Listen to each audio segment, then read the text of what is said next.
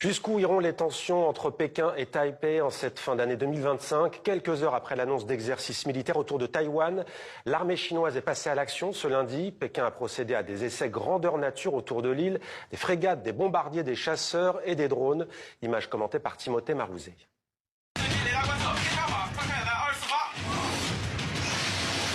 Nom de l'opération, Mission Justice 2025. 28 navires militaires, 89 avions de combat, démonstration de l'armée de terre et tir à munitions réelles.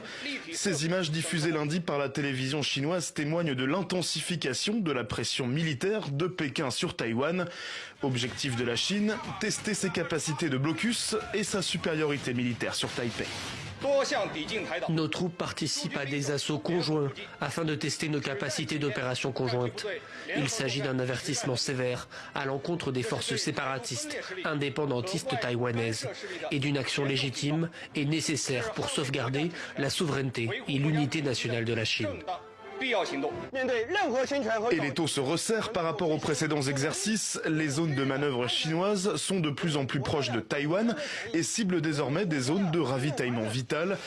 La réaction de Taipei a été immédiate. Nous exhortons les autorités chinoises à faire preuve de retenue et à cesser ces provocations irresponsables.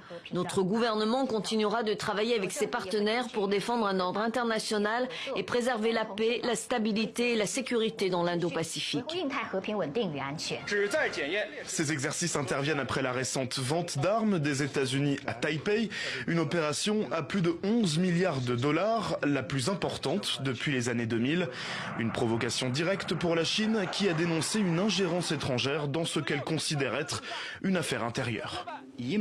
Les forces extérieures qui tentent d'utiliser Taïwan pour contenir la Chine et d'armer Taïwan ne font qu'encourager l'arrogance des partisans de l'indépendance et pousser le détroit de Taïwan dans une situation périlleuse de guerre imminente.